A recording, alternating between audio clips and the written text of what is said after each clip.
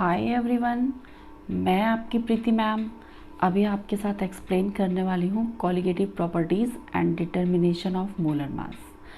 तो अगर आपने इस चैप्टर के लास्ट वीडियोस नहीं देखे हैं तो उनको ज़रूर देखिएगा, तभी ये आपको अच्छे से क्लियर होगा पॉइंट। सो देखो, कॉलिगेटिव प्रॉपर्टीज़ के बारे में हम इसमें डिस्कस करेंगे। आपने पीछे पढ़ा है कि नॉन वॉलेटाइल सॉल्यूट को मिलाने पर वेपर प्रेशर डिक्रीज़ हो जाता है। तो ऐसा नहीं है कि सिर्फ नॉन वॉलेटाइल सॉल्यूट मिलाने से ही वेपर प्रेशर डिक्रीज़ हो जाएगा। एक्चुअली सॉल्यूशन की बहुत सारी प्रॉपर्टीज़ होती हैं जिनकी वजह से वेपर प्रेशर कम हो जाता है। तो एक बार देख लेते हैं वो प्रॉपर्टीज़ कौन कौन सी है। Properties of solution by which vapour pressure decrease. तो बेसिकली ये यहाँ पर 4 प्रॉपर्टीज़ हैं। फर्स्ट है relative lowering of vapour pressure of the solvent. इनके बारे में अभी डिटेल में मैं एक एक करके आपके साथ डिस्कस करूँगी। नेक्स्ट है depression of freezing point of the solvent. Third है elevation of boiling point of the solvent. और फोर्थ है osmotic pressure of the solution. ठीक है, सो ये 4 प्रॉपर्टीज़ हैं जिनकी वजह से जो वेपर प्रेशर है वो कम हो जाता है। तो अभी क्या है कि देखो, जितने भी ये कॉलिगेटिव का मीन्स क्या होता है। को मीन्स, को का मतलब होता है टुगेदर, और कॉलिगेटिव प्रॉपर्टी, कॉलिगेटिव है ना। तो इसका मतलब क्या था, को मीन्स टुगेदर, और लिगेयर, ये एक लिगेयर, ये दोनों लैटिन वर्ड्स हैं जो लैटिन लैंग्वेज से लिए हुए हैं। लिगेयर इसका मीन्स होता है बाइंड करना, यानी जब दो चीज़ें एक साथ आती हैं एक दूसरे के कांटेक्ट में तो वो एक दूसरे को बाइंड कर रही होती हैं। तो वेपर प्रेशर का कम होने का रीज़न भी यही है कि वो मॉलिक्यूल्स जब बाइंड हो जाते हैं तो क्या होता है कि वो सॉल्वेंट के पार्टिकल्स का इवोपोरेशन कम होता है, जिसकी वजह से वेपर प्रेशर कम हो जाता है। तो देखो, ये जो चारों प्रॉपर्टीज़ हैं इसके बारे में, कॉलिगेटिव प्रॉपर्टीज़ के बारे में कि ये जो किस तरीके से लिंक हो रही हैं, तो all these properties depend on the number of solute particle irrespective of their nature relative to the total number of particles present in the solution. So these types of properties are known as colligative properties. ठीक है, all these properties, ये basically colligative properties के बारे में उसकी definitions को लिखा हुआ है। Solute particle irrespective of their nature relative to the total number of particles present in the solution. Such properties are called colligative properties. देखो, मैं जो ये नोट कर रही हूँ ना, आप अगर साथ साथ नोट करते जाओगे ना तो आपके नोट्स भी प्रिपेयर होते जाएंगे। तो ये हमारा कॉलिगेटिव प्रॉपर्टी की डेफिनेशन आ गई है। तो ये प्रॉपर्टीज़ कितने नंबर ऑफ सॉल्यूट पार्टिकल हैं उस पर डिपेंड करती है, ना कि उसके नेचर पर। सो अभी ये जो हमने ऊपर वाले ये जो 4 पॉइंट्स अभी लिखे हैं, हम इनके बारे में डिस्कस करेंगे। तो पहला वाला पॉइंट था relative lowering of vapour pressure.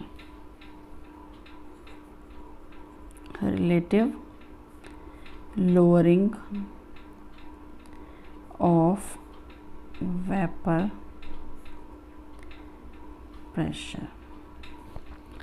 तो देखो अभी हमने पीछे क्या देखा कि जो प्योर सॉल्वेंट है,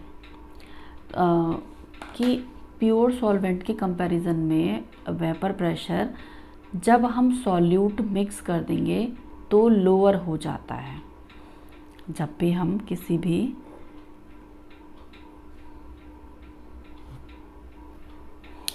कि हमारे पास देखो यहाँ प्योर सॉल्वेंट है, यहाँ पे हमारे पास प्योर सॉल्वेंट है और उसमें सॉल्यूट है नॉन वोलेटाइल। तो ये वाला जो पार्ट है इसका जो है ना लो वेपर प्रेशर होगा, लो वेपर प्रेशर, और इसका हाई वेपर प्रेशर होगा, हाई वेपर प्रेशर। मतलब इसमें ज़्यादा वेपर जनरेट होगी, है ना। ऊपर हम एक प्लेट रख देंगे तो क्या होगा, यहाँ पे जो वेपर है वो अपना प्रेशर ज़्यादा क्रिएट करेगी। यहाँ पे क्या है कि क्योंकि एक नॉन वोलेटाइल सॉल्यूट रख दिया है, तो जब वेपर यहाँ पे क्रिएट होगी तो उसका प्रेशर, क्योंकि कम वेपर क्रिएट होगी तो उसका जो प्रेशर है वो कम ही यहाँ पे अप्लाई होगा। सो जो रॉल्ट है उसने भी जो एस्टैब्लिश किया कि that lowering of vapour pressure depend on the concentration of solute particle. ये पीछे भी उसने बताया था, और यहाँ पे फिर से उसने ये वाली बात कही रॉल्ट ने कि रॉल्ट established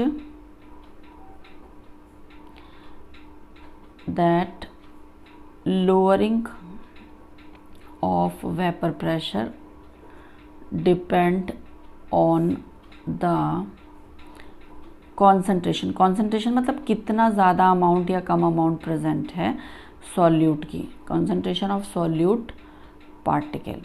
ठीक है, तो इसके रेस्पेक्ट में उसने कहा था कि P is equals to 5P1 naught. Okay, तो इसमें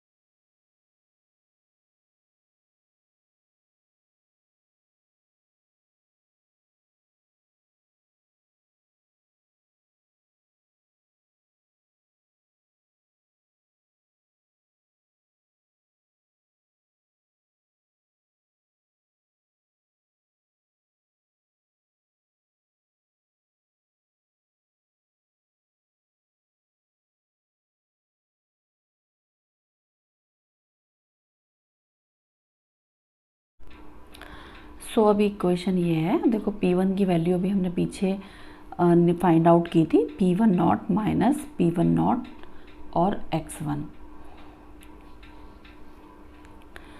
तो ये वाली यहाँ इसकी वैल्यू ही हमने पीछे फाइंड आउट करी थी। तो अभी आप इन दोनों में देखो कुछ कॉमन है, इसमें P1 नॉट हमारे पास कॉमन है, तो हम इसको यहाँ पे कॉमन ले लेंगे, तो हमारे पास 1 माइनस x1 यहाँ पर बच जाएगा। ठीक है, और हमें पता है कि x1 plus x2 is equals to 1 होता है। तो अगर हमें x2 की वैल्यू निकालनी है तो x2 is equals to 1 minus x1 हम लिख सकते हैं ना। तो यहाँ पर इसमें यहाँ x2 की वैल्यू तो ये है, तो हमारे पास ये जो वैल्यू आई है अभी यहाँ 1 माइनस x1 की जगह पर हम x2 को पुट कर देंगे, ये वाली जो वैल्यू है हम यहाँ पे पुट कर देंगे। तो ये हमारे पास आ जाएगा P1 नॉट और x2।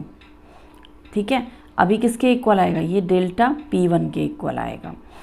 अभी देखो यहाँ ना एक चीज़ ध्यान रखना, ठीक है, ये बाइनरी सॉल्यूशन के लिए हम बात कर रहे हैं, लेकिन अगर हम एक से ज़्यादा नॉन वॉलेटाइल सॉल्यूट मिक्स कर देते हैं तो जो सॉल्यूशन में जो लोअरिंग ऑफ वेपर प्रेशर होगा वो सभी के मोल फ्रैक्शन के सम के इक्वल होगा।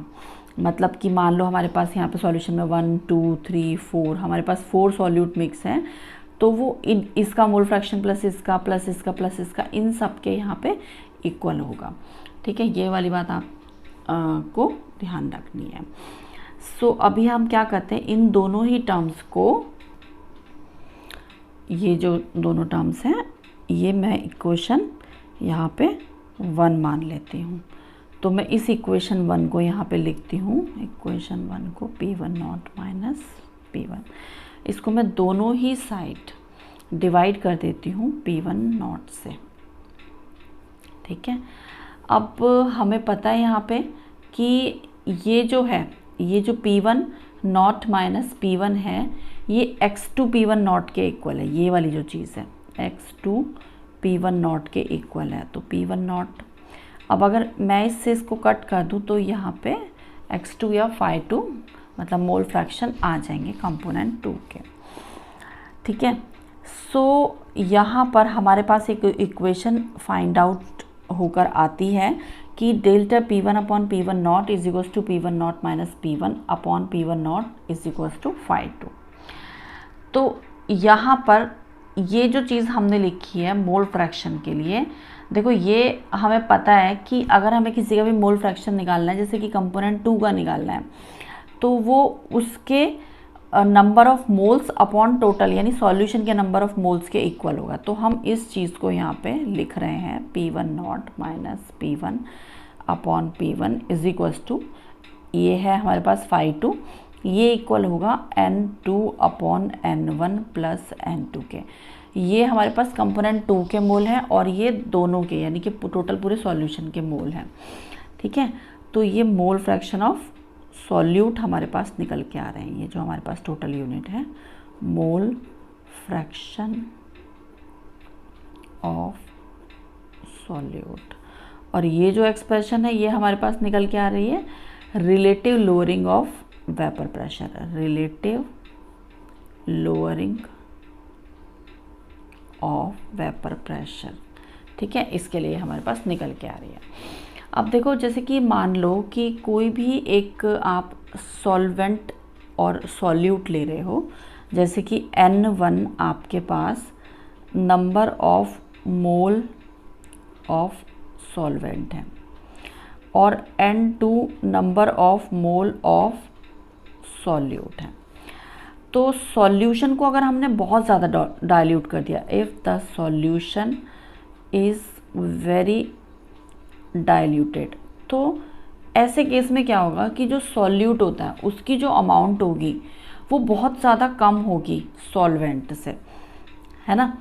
तो जो सॉल्यूट की जो अमाउंट है वो बहुत बहुत बहुत ज़्यादा कम होगी। तो सॉल्वेंट की क्या है, यहाँ पे मोल N1 है, तो ये काफ़ी बड़ा है इससे N2 से, मतलब सॉल्यूट की जो मोल उसमें प्रेजेंट है सॉल्यूशन के अंदर। अब देखो ये जब काफ़ी ज़्यादा बड़ा हो गया तो क्या होगा, यहाँ पे जो सॉल्यूशन है कि जो सॉल्यूट का मोल है उसको नेग्लिजिबल होगा, N2 इज़ नेग्लिजिबल। तो हम क्या करेंगे, हम इसको इग्नोर कर देंगे यहाँ पे, है ना। Here N2 is negligible. अगर आप नोट्स लिखेंगे तो आपको बहुत अच्छे से याद हो जाएगा, तो आप साथ साथ नोट्स भी बनाते रहिए। तो जब ये N2 हमारे पास नेग्लिजिबल हो गया तो यहाँ पे इस वाले टर्म में हम N2 को यहाँ पे हटा देंगे, क्योंकि ये नेग्लिजिबल हो गया। तो हमारे पास N2/N1 आ जाएगा।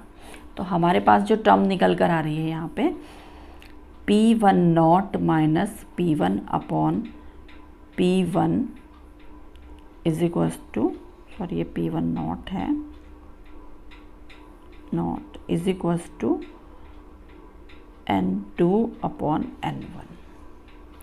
अब देखो हमने क्लास 9th में जनरली तुमने क्वेश्चन सॉल्व करे होंगे इसके मोल के, तो तुम्हें पता है small n is equals to यहाँ पे W/M होता है। ये स्मॉल n क्या है, ये हमारे पास नंबर ऑफ मोल है, W क्या है, मास है, ये मास है, और ये मॉलिक्यूलर मास है, मॉलिक्यूलर मास है, और ये क्या है, ये हमारे पास नंबर ऑफ मोल्स हैं। ठीक है, अब हम इसके अकॉर्डिंग देखेंगे। N2 है तो N2 के लिए वैल्यू पुट करेंगे, N1 है तो हम N1 के लिए ये वैल्यूज़ पुट करेंगे।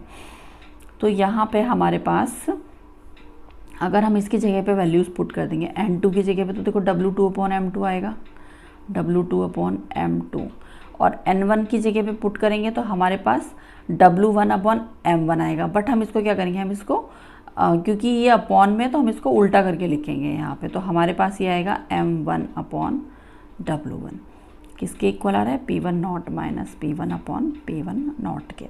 ठीक है, यही इक्वेशन हमको डराइव करनी थी। ये हमारे पास इक्वेशन आ गई है relative lowering of vapour pressure के लिए। ये इक्वेशन हमारे पास निकल के आई है। मेरे पास इसमें पेज नंबर 48 है बुक का, एग्जाम्पल 2.6 के ऊपर ये इक्वेशन है। आप अपनी बुक में एक बार चेक कर लीजिए। अच्छा, इसके जो न्यूमेरिकल्स हैं उसके लिए मैं अलग से एक वीडियो बनाऊंगी, क्योंकि ये मैं थ्योरी वाला पार्ट इसमें कवर कर रही हूँ। तो देखो अभी हमने यहाँ पे relative lowering of vapour pressure of solvent के रिस्पेक्ट में इक्वेशन फाइंड आउट कर ली और उसको समझा। अब हम सेकंड वाले पॉइंट की तरफ मूव कर रहे हैं, depression of freezing point of the solvent. तो अभी देखते हैं एलिवेशन ऑफ बॉइलिंग पॉइंट। देखो लास्ट क्लासेस में आपने पढ़ा था कि अगर टेम्परेचर इंक्रीज होगा, टेम्परेचर इंक्रीज होगा तो वेपर प्रेशर ऑल्सो इंक्रीज। ठीक है, ये आपने पढ़ा था। अब हम जितना बॉईल करेंगे तभी तो वेपर बॉइलिंग पॉइंट भी इंक्रीज होगा, टेम्परेचर बढ़ाएंगे तो क्या है कि ये तब बॉईल होता है, कोई भी जो लिक्विड होता है, जब वेपर प्रेशर और एटमॉस्फेरिक प्रेशर दोनों इक्वल होते हैं। वेपर प्रेशर और एटमॉस्फेरिक प्रेशर ये दोनों इक्वल होंगे, उस टाइम पे ये यहाँ पे बॉईल होता है। ठीक है, तो जैसे इसका कोई एग्जांपल ले लेते हैं हम यहाँ पे कि पानी जब बॉईल होता है, कहाँ किस पे बॉईल होता है, वाटर का जो बॉईल होता है, बॉइलिंग एट 373.15 के, है ना, या किस पे होता है, या फिर वो 100 डिग्री सेंटीग्रेड पर होता है। क्योंकि इसका जो टेम्परेचर है, जो वेपर प्रेशर है वो 1 वेपर प्रेशर किसका, वाटर का वेपर प्रेशर 1.013 बार होता है। और इसका एटमॉस्फेरिक कितना होता है, एटमॉस्फेरिक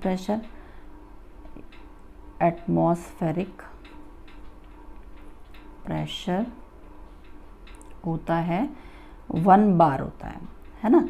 तो क्या हुआ, ये देखो लगभग दोनों इक्वल है ना, हम 0.13 का रेफरेंस नहीं ले रहे हैं यहाँ पे। ये भी 0.3 है क्योंकि 0 बीच में आ गया, इसलिए इतना ये वैल्यूएबल है भी नहीं, 13 बहुत लास्ट में है। तो ये दोनों ऑलमोस्ट क्या है, ये दोनों ऑलमोस्ट इक्वल है। इसके अलावा एक और बात देखी कि अगर नॉन वॉलेटाइल सब्सटेंस मिक्स करेंगे तो वेपर प्रेशर कम हो जाएगा। किसका कम हो जाएगा, जो वॉलेटाइल सॉल्वेंट है उसका। मीन्स यहाँ पे ओवरऑल सॉल्यूशन का, जैसे कि वाटर में अगर सुक्रोज मिक्स कर देंगे तो इसका वेपर प्रेशर 1.013 से कम हो जाएगा। ठीक है, कितने टेम्परेचर पर, वही टेम्परेचर जो हमने पहले लिया था यहाँ पे 373.15 केल्विन पर, यहाँ पर इसका कम हो जाएगा। तो यानी कि जब हम कोई ऐसी चीज़ ऐड कर रहे हैं, यानी सॉल्यूट, यानी कि जो नॉन वॉलेटाइल है, तो उसको मिक्स करने पर क्या होता है, इसका वेपर प्रेशर कम हो जाता है। तो अगर हमें इस सॉल्यूशन को बॉईल करना है, किसको, जहाँ पे वाटर है और सुक्रोज है, ये सुक्रोज है और यहाँ पे ये वाटर है, तो अगर इस वाले सॉल्यूशन को हमें बॉईल करना है तो इसका मतलब vapour pressure must be increase to 1.013 bar, है ना, उससे हमें ज़्यादा करना होगा। तो ये हम टेम्परेचर बढ़ाएंगे तभी इंक्रीज़ होगा। आप देखो कोई भी चीज़ रखते हो ना गैस पे, तो क्या होता है, अगर आपको जल्दी से बॉईल करना है तो क्या करोगे, उसको गैस थोड़ा ज़्यादा कर दोगे, तो क्या होगा, अगर हमें वेपर प्रेशर को इंक्रीज़ करना है तो टेम्परेचर इंक्रीज़ करना होगा, temperature increase to increase vapour pressure. तो अभी जैसे यहाँ पे देखो, इस ग्राफ को देखो, इस ग्राफ में सॉल्वेंट और सॉल्यूशन दो चीज़ें हैं जिनका यहाँ पे बॉइलिंग पॉइंट सॉल्वेंट का, बॉइलिंग पॉइंट सॉल्यूशन का यहाँ पे दिया है। ये वेपर प्रेशर और टेम्परेचर जो कि केल्विन में है, इनके रेस्पेक्ट पर ये ग्राफ लिया गया है। ये देखो, ये जो पॉइंट है, ये वाली जो लाइन है, ये 1.013 बार है या 1 एटमॉस्फेयर है, और यहाँ पर सॉल्वेंट का और सॉल्यूशन का दोनों का टेम्परेचर अलग अलग लिया हुआ है। सॉल्वेंट के लिए जो टेम्परेचर है वो TB0 और सॉल्यूशन के लिए TB लिया हुआ है। इनके बीच के डिफरेंस को डेल्टा TB से रिप्रेजेंट किया है। अब देखो यहाँ पे एक चीज़ देखने की है कि सॉल्वेंट में टेम्परेचर कम दे रहे हैं, तो ये 1 एटमॉस्फेयर तक या 1.013 बार तक बॉईल हो रहा है। ये देखो, ये कम टेम्परेचर दिया ना, तो ये यहाँ तक बॉईल हो गया।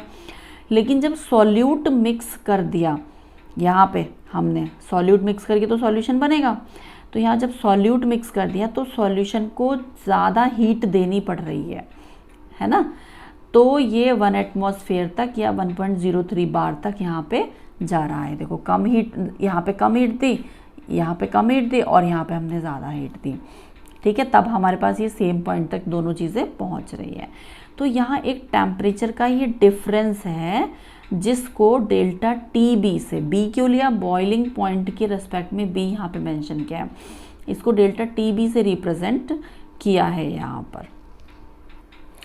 ओके, सो ये अभी ग्राफ यहाँ बना दिया है, ठीक है। तो अभी यहाँ पे क्या है कि हम TB के लिए, यहाँ पे TB क्या है, यहाँ पे TB है बॉइलिंग पॉइंट ऑफ सॉल्यूशन, और TB0 क्या है, बॉइलिंग पॉइंट है, ये बॉइलिंग पॉइंट है, बॉइलिंग पॉइंट ऑफ किसका है, प्योर सॉल्वेंट का। TB0 यहाँ पे किसका था, ये प्योर सॉल्वेंट का, ऑफ प्योर सॉल्वेंट, ठीक है, ये इसका था। अच्छा, अब हमने डेल्टा TB यहाँ पे फाइंड आउट किया था, है ना, तो क्योंकि बॉइलिंग पॉइंट हमारा यहाँ पे क्या हो रहा था, इंक्रीज हो रहा था, तो increase in boiling point delta TB is equals to TB minus TB minus TB0, TB minus TB0, है ना, is known as elevation of boiling point, is known as elevation of boiling point। Okay, so experiment से ये पता चला कि dilute solution के लिए elevation of boiling point यानी कि डेल्टा TB वो मोलर कंसंट्रेशन ऑफ सॉल्यूट के प्रोपोर्शनल होता है। एक्सपेरिमेंटली प्रूव्ड, क्या प्रूव्ड हो गया कि जो डेल्टा TB है वो प्रोपोर्शनल होता है किसके, molar concentration of solute, molar concentration of solute in solution. अब देखो हमें पता है अगर हमें दो चीज़ों को इक्वल करना होता है तो हम क्या करते हैं, हम उनको इक्वल करने के लिए एक कांस्टेंट अप्लाई करते हैं। तो हम क्या करेंगे यहाँ पे, और T delta T B is equals to K B into M. अब ये के बी क्या है, यहाँ पे के बी हमारे पास बॉइलिंग पॉइंट एलिवेशन कांस्टेंट है।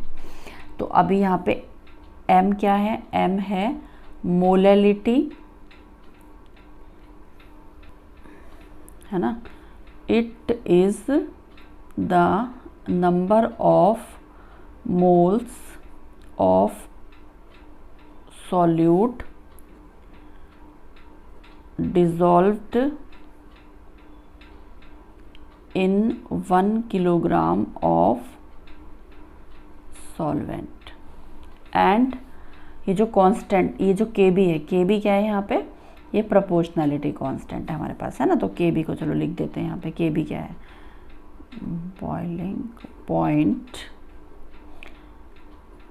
एलिवेशन कांस्टेंट या प्रोपोर्शनैलिटी कांस्टेंट, बात एक ही है, ठीक है। या इसको मोलल एलिवेशन कांस्टेंट भी कहेंगे।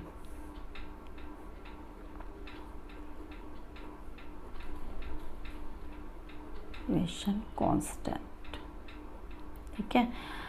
इसको हम लोग एब्यूलियोस्कोपिक कांस्टेंट भी कहते हैं। क्या कहते हैं हम इसको, एब्यूलियोस्कोपिक कांस्टेंट भी कहते हैं हम इसको। किसको कहते हैं, के बी को कहते हैं, ठीक है। सो अगर हमें यूनिट के बारे में बात करना हो, इसकी के बी की यूनिट क्या होती है, यूनिट ऑफ के बी, तो हम इसी फॉर्मूले से निकालेंगे delta T B upon small M. तो हमारे पास जो ओवरऑल यूनिट निकल के आएगी वो केल्विन किलोग्राम पर मोल निकल कर आएगी। और देखो हमें पता है कि मोलैलिटी इज इक्वल्स टू क्या होता है, सॉल्यूशन की मोलैलिटी है, मोलैलिटी ऑफ सॉल्यूशन। तो ये जो सॉल्यूशन की मोलैलिटी है, ये अभी हमने पीछे जैसे अभी देखा, तो ये किसके इक्वल होगी, यहाँ पे ये W2 upon M2 upon W1 upon 1000, है ना। इसको ये 1000 ऊपर आ जाएगा, 1000 इंटू W2, है ना, ये M2 नीचे चला जाएगा, तो M2 इंटू W1 हो जाएगा। तो हमें जो डेल्टा टी बी है वो के बी इंटू एम है, ये तो हमें पता ही था। अब हम इसकी वैल्यू यहाँ पे पुट कर दूँ मैं यहाँ पे, तो इसकी वैल्यू पुट करने के बाद देखो यहाँ पे delta T B is equals to K B into 1000 into W2 upon M2 into W1 आएगा। अब मैं अगर यहाँ पे M2 को देखूँ किसके इक्वल है, तो 1000 into W2 into K B upon delta T B into W1 K equal होगा, ठीक है। M2 यहाँ पे क्या है, M2 ये, क्योंकि मैंने यहाँ पे इसको निकाल लिया, ये सब चीज़ें मैं दूसरी तरफ ले गई, ये मैं एक तरफ ले आई। तो ये जो M2 है क्या है, ये यहाँ पे मोलर मास ऑफ सॉल्यूट है ना। तो ये हमारे पास क्या निकल के आए, ये हमारे पास एक इक्वेशन यहाँ पे डेराइव होकर के आई है, किसके लिए, एलिवेशन ऑफ बॉइलिंग पॉइंट के लिए। यहाँ पर हमारे पास देखो ये वाली इक्वेशन हमारे पास डेराइव होकर आई है, ठीक है। इसको याद रखेंगे क्योंकि न्यूमेरिकल्स में यूज़ होगी। मैं फिर से आपको बोल रही हूँ, न्यूमेरिकल्स के लिए मैं दूसरी वीडियो बनाऊंगी इस वाले पार्ट में, क्योंकि मैं थ्योरी भी कवर कर रही हूँ और नोट्स भी कवर कर रही हूँ। तो इस वाले पार्ट्स में दोनों चीज़ें हैं, न्यूमेरिकल्स के लिए आप दूसरी वीडियो देखिएगा। देखो अब हम इस वाले टॉपिक की तरफ चल रहे हैं, डिप्रेशन ऑफ फ्रीजिंग पॉइंट, ठीक है। तो देखो अगर वेपर प्रेशर कम हो रहा है ना, तो जो फ्रीजिंग पॉइंट है, फ्रीजिंग पॉइंट मतलब फ्रीज कर देना चीज़ों को, वो भी क्या होगा, freezing point will also be less, है ना। If vapour pressure is less तो freezing point will also be less. दोनों को क्या होगा, दोनों ये कम होगा तो ये भी कम हो जाएगा। किसके कंपैरिजन में, प्योर सॉल्वेंट के कंपैरिजन में, क्योंकि हम हमेशा प्योर सॉल्वेंट में ही जब कोई नॉन वॉलेटाइल सॉल्यूट मिक्स कर रहे थे तभी हमारा वेपर प्रेशर कम हो रहा था। तो यहाँ पे हम देख रहे हैं कि फ्रीजिंग पॉइंट भी कम हो जाता है। फ्रीजिंग पॉइंट जैसे ही आया मतलब लिक्विड कन्वर्ट हो गया किस में, सॉलिड में। फ्रीजिंग पॉइंट मीन्स क्या, freezing point means liquid convert in solid, है ना। तो ये सॉलिड फॉर्म में कैसे हो गया, कन्वर्ट हो जाएगा। सो एक डायनेमिक इक्विलिब्रियम में आ जाएगा जो पूरा जो सॉल्यूशन है उसका जो फेज़ है ना। तो देखो पहले लिक्विड फेज़ था, फिर सॉलिड फेज़ आया। जब आप उसमें फ्रीज़र में भी रखते हो वाटर, तो एक ऐसा पॉइंट आता है जहाँ पे वो बर्फ़ में कन्वर्ट हो जाता है, आइस में कन्वर्ट हो जाता है। तो क्या होगा कि जब लिक्विड फेज़ से सॉलिड फेज़ में आएगा तो एक डायनेमिक इक्विलिब्रियम में आ जाएगा, किससे, लिक्विड फेज़ से। तो देखो ये एक पॉइंट है जहाँ प्योर सॉल्वेंट फ्रीज होकर सॉलिड में कन्वर्ट हो रहा है, एक ऐसा पॉइंट। एक पॉइंट वो पॉइंट है जहाँ पर सॉल्यूशन सॉलिड में कन्वर्ट होता है। दोनों पॉइंट अलग अलग हैं। ये फ्रीजिंग पॉइंट है जहाँ पे लिक्विड सॉलिड में कन्वर्ट हो रहा है, और जो एक पॉइंट है कि जहाँ जिसको हमने फ्रीजिंग पॉइंट कहा। दूसरा है जहाँ पर जो वेपर प्रेशर है सॉलिड का, वो वेपर प्रेशर ऑफ लिक्विड के इक्वल है।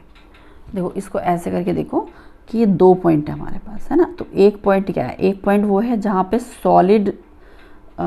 जहाँ पे जो लिक्विड है वो सॉलिड में कन्वर्ट हो रहा है। लिक्विड यानी कि सॉल्यूशन, लिक्विड सॉलिड में कन्वर्ट हो रहा है, सॉलिड में कन्वर्ट हो रहा है ना।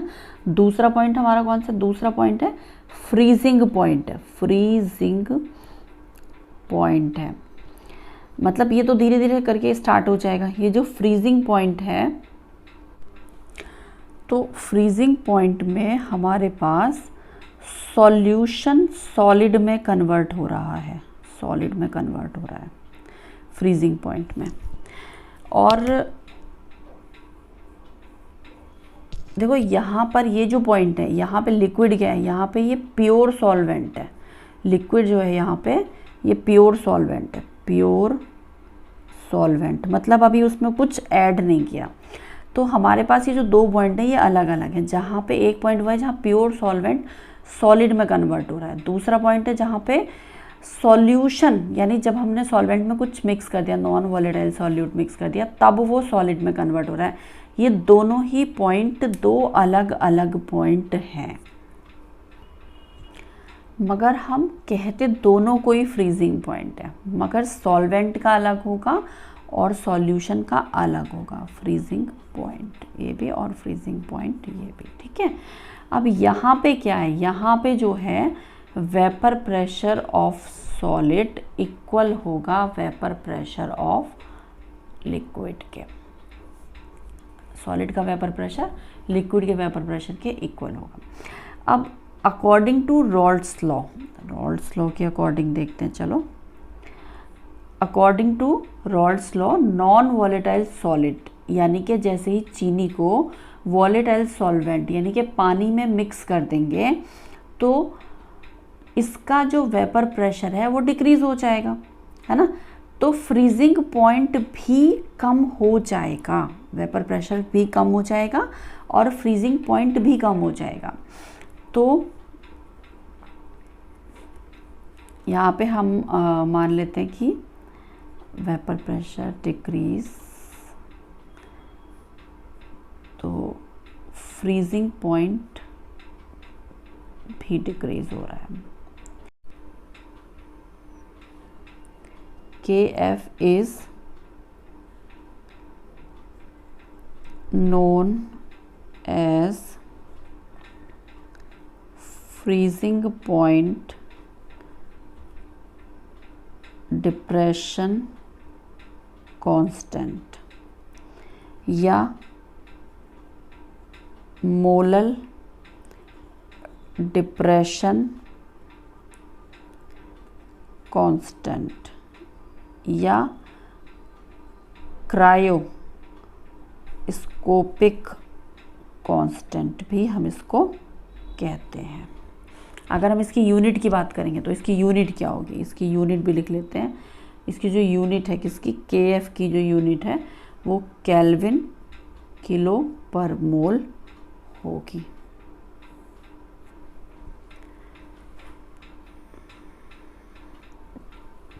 तो M हमारे पास क्या था, मोलैलिटी। तो मोलैलिटी ऑफ सॉल्यूट यानी स्मॉल m, ये क्या है हमारे पास, ये है W2/M2 अपॉन W1/1000, पीछे डिस्कस किया था ना ये। तो W2 ग्राम ऑफ सॉल्यूट और M2 molar mass of solute, ठीक है। तो अगर हम सब्स्टिट्यूट कर देंगे इस वैल्यू को डेल्टा TF में, तो KF इंटू M था। अब हम इस वाली वैल्यू को इसमें पुट कर दें जैसे हमने लास्ट टाइम की थी। तो delta TF is equals to KF into W2/M2/W1/1000। इसको ओवरऑल कैलकुलेट करने पे हमें मिलेगा, सेट करने पर हमें मिलेगा KF into W2 into 1000 upon M2 into W1। तो M2 क्या होगा, M2 हम इधर ले जाएंगे, TF इधर ले आएंगे, तो KF into W2 into 1000 upon delta TF into W1। यहाँ M2 जो है वो मोलर मास है सॉल्यूट का, मोलर मास ऑफ सॉल्यूट का, ठीक है। तो यहाँ पे ये हमने फाइंड आउट कर लिया कि मोलर मास को कैसे निकालेंगे। सॉरी ये इसमें ऐसे हो गया, आप ठीक से अपनी नोट्स में लाइन को बनाना। तो अभी क्या है कि वैल्यू ऑफ KF और KB हमने अभी देखो पीछे हमने कौन सी KB की वैल्यू फाइंड आउट करी थी। तो value of KF and KB depend on the nature of solvent, ये वाली चीज़ हमने यहाँ पे देखी। तो value of KF and KB depend on nature of solvent, ठीक है। अब यहाँ पे KF is equals to R into M1 into TF square upon 1000 into delta fusion heat of fusion, और KB है R into M1 into TB square upon 1000 into delta vaporisation की heat.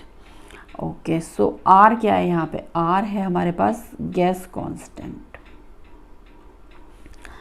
और M1 क्या है हमारे पास, ये है molar mass of solvent. TF क्या है, वो है freezing point of pure solvent in kelvin.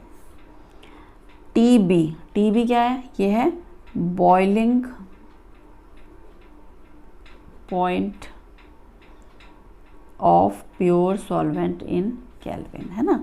और डेल्टा हीट ऑफ फ्यूज़न क्या है, ये है enthalpies for the fusion of solvent. Delta heat of vaporisation क्या है हमारे पास, ये है enthalpy for the vaporisation of solvent, ठीक है। तो अभी हमने डिप्रेशन ऑफ फ्रीजिंग पॉइंट पढ़ा और हमने इन वाली इक्वेशंस को सेट होते हुए देखा, ये कैसे हमारे पास ओवरऑल निकल के आई इक्वेशंस। इनके न्यूमेरिकल को सॉल्व करने के लिए आप मेरे दूसरे वीडियो को ज़रूर देखिएगा।